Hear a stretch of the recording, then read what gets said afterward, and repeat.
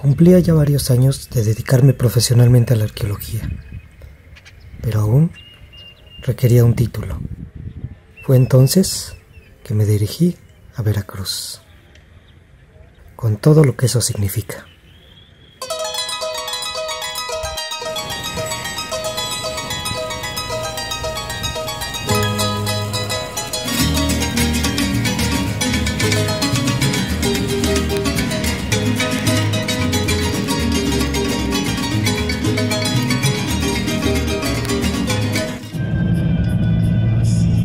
En un paisaje de cafetales al pie del volcán Pico de Orizaba,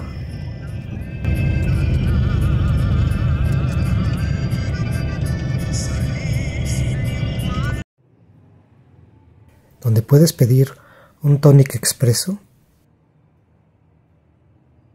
decidí enfocar mi investigación de tesis a un problema central del materialismo histórico. ¿Por qué se originaron las clases sociales?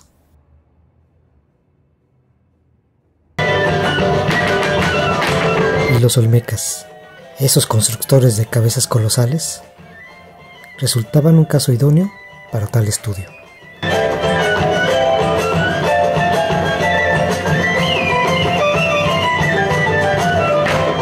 Y para ello, utilicé los principios de la arqueología social latinoamericana.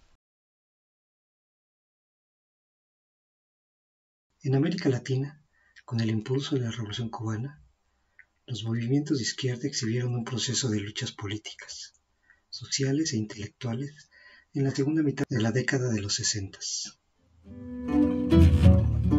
Arriba los pobres del mundo, de pie. Y esta ideología de cambio político y social, por supuesto, se llevó a la práctica académica. Todos unidos, viva la internacional.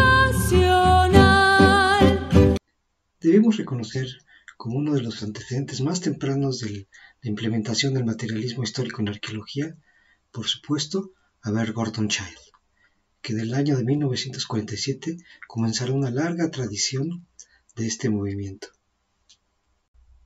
Pero es en el ámbito de Latinoamérica, en la década de los 70, que realmente comienza a formalizarse seriamente la práctica del materialismo histórico en la arqueología.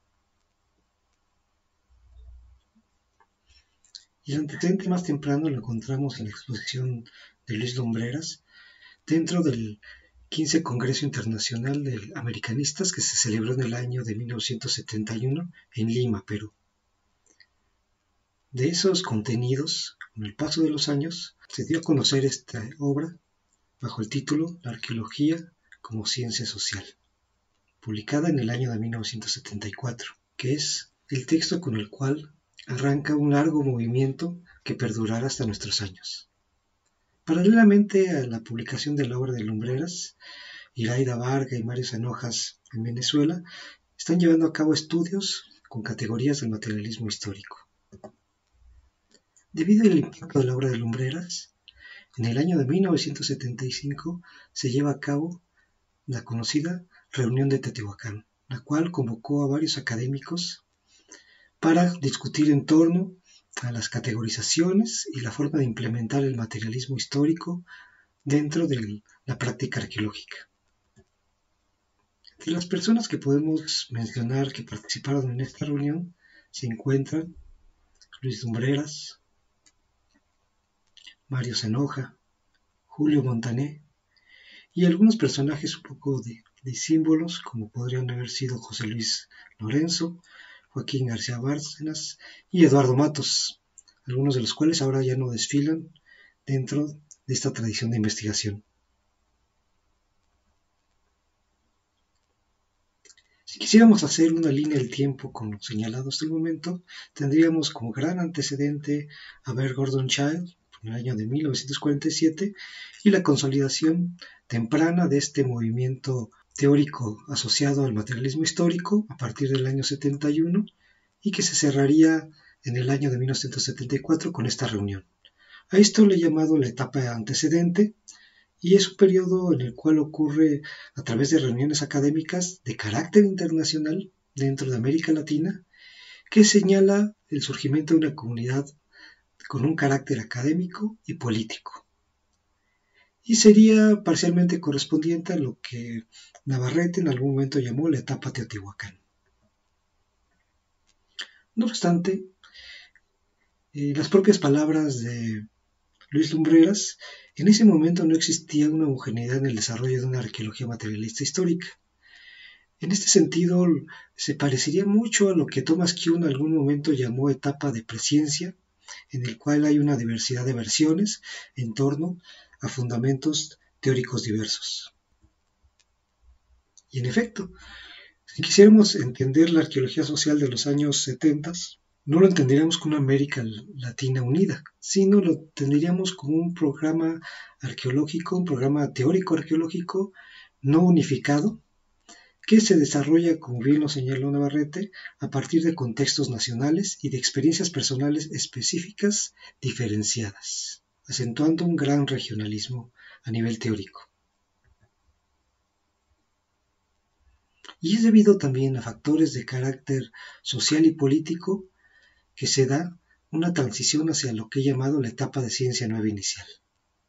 Y esta inició con dos investigadores exiliados de Chile, Felipe Bate y Julio Montané, que llegan a México y a partir de esto comienza una nueva exploración de las categorías del materialismo histórico.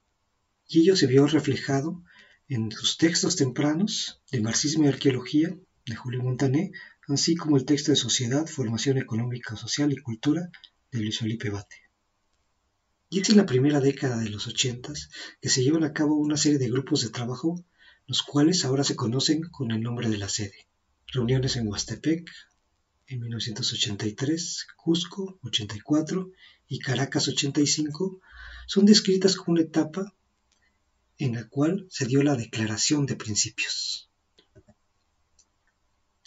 Paralelo a esto, es de suma importancia el primer encuentro de antropología americana en el año de 1980, que llevaba como tema Teoría y Método en Arqueología, lo cual, con posterioridad, serían publicados en el Boletín de Antropología Americana, que se volvió el principal medio de difusión de los contenidos teóricos de la arqueología social en Latinoamérica.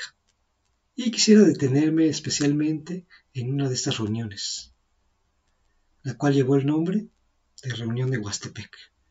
Huastepec es un lugar de veraniego y descanso muy conocido en México, y en ese espacio se llevó a cabo esta reunión, en la cual, como bien se ha dicho, se creó una homogenización básica de las categorías principales asociadas al marxismo y el materialismo histórico para el desempeño de la arqueología. Pero dejemos que el propio Felipe Bate nos diga qué fue lo que ocurrió en esta reunión. Formalizamos más o menos las categorías básicas de modo de producción y formación social, que fue la unificación conceptual a partir de la cual pudimos ir desarrollando la posición teórica. Allí se unificó, se hizo un planteamiento básico, pero el encuentro nos dio una homogeneidad básica. Gracias al encuentro se generó, yo creo, algo parecido a una posición teórica común. Y esa fue la importancia del grupo Huastepec. Y en efecto, fue en esta etapa en la cual se empieza a consolidar los principios del núcleo central del programa de la arqueología social, especialmente a partir de los planteamientos de Felipe Bate, como profesor e investigador en la Escuela Nacional de Antropología e Historia en México. En su relatoría acerca de cómo comenzó estos planteamientos, nos dice: lo comencé a escribir con la intención de hacer un artículo conciso en 1985, en Ecuador. Su redacción se fue extendiendo. Un primer esbozo de este planteamiento fue apuntado en 1984 por la Sociedad Venezolana de Arqueólogos. Versiones más formalizadas fueron expuestas en la Escuela de Arqueología y Antropología de Guayaquil en 1985. Una síntesis más desarrollada se presentó en la reunión de trabajo del Grupo Huastepec, en Huastepec en 1986. En 1989 llevamos un resumen general en Cascais, Portugal, bajo la forma de un breve artículo. Entretanto, Las principales víctimas han sido nuestros alumnos de la ENA en México. Debo decir que yo fui una de esas víctimas. Mientras tanto, yo continuaba en Veracruz tratando de evaluar esos postulados que había recibido de la arqueología social.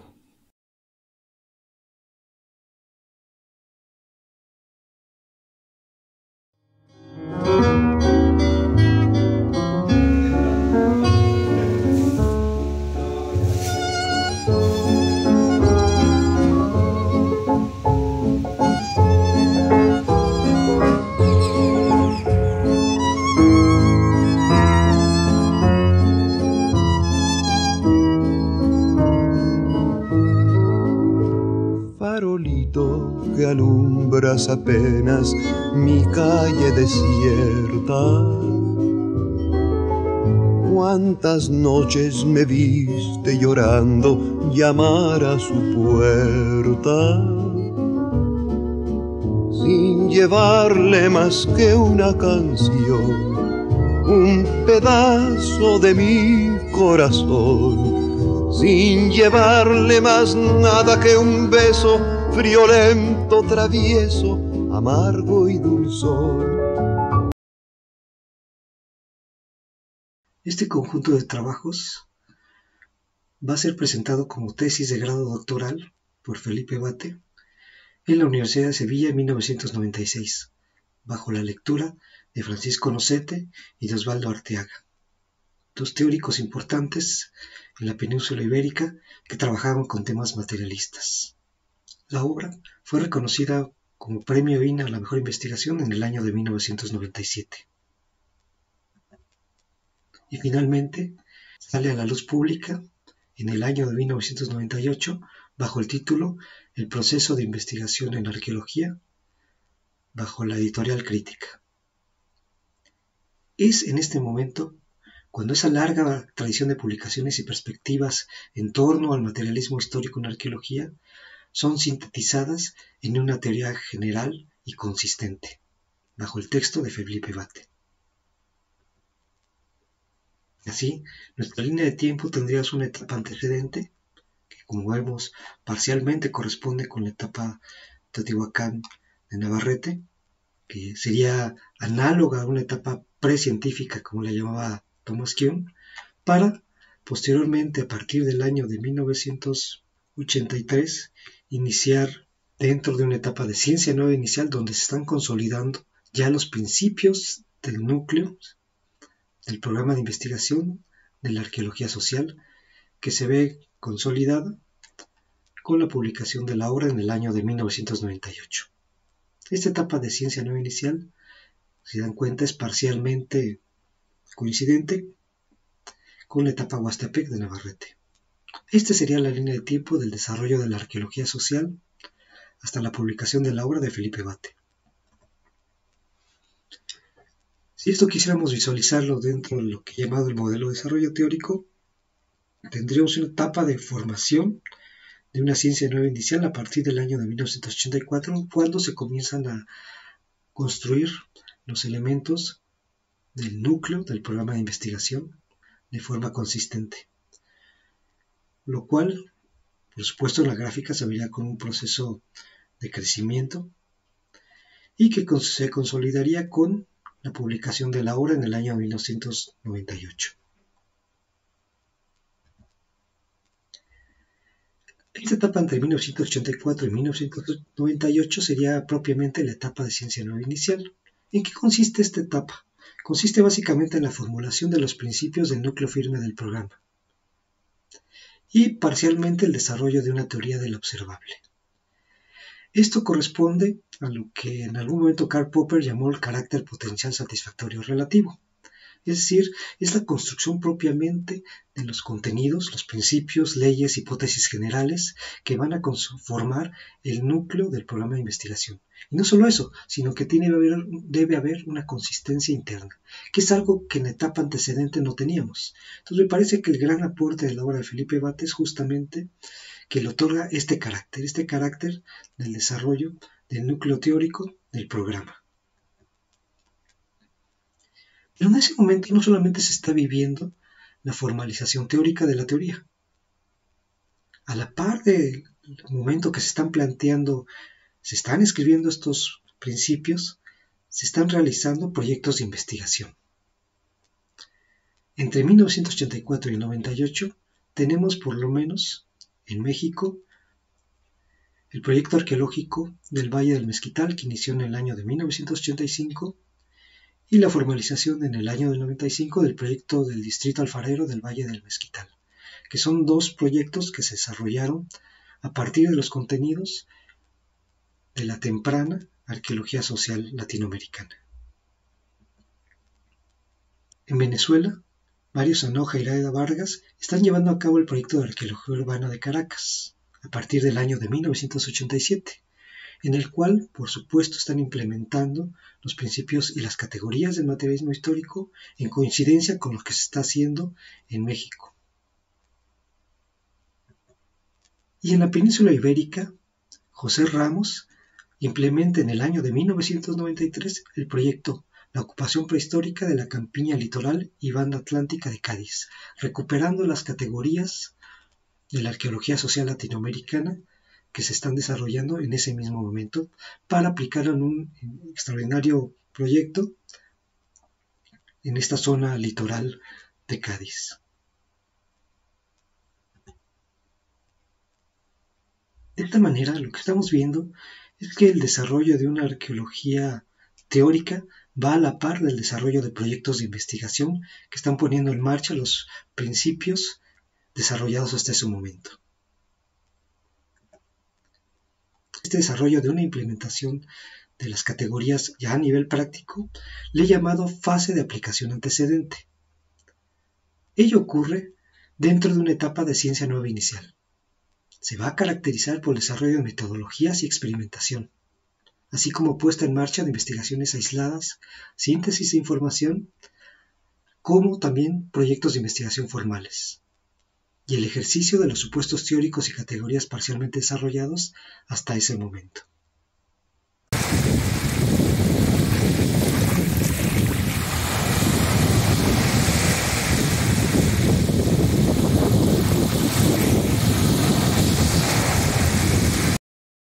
Al final, obtuve mi título.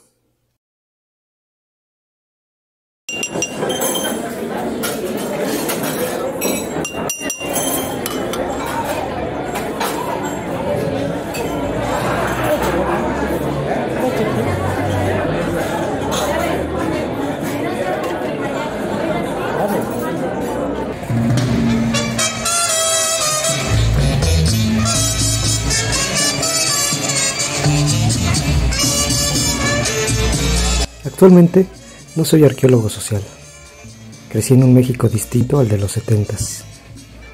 Pero debo resaltar que para mí fue una inspiradora teoría que cambió mi visión sobre el mundo. Pienso, esa es la finalidad del movimiento materialista histórico.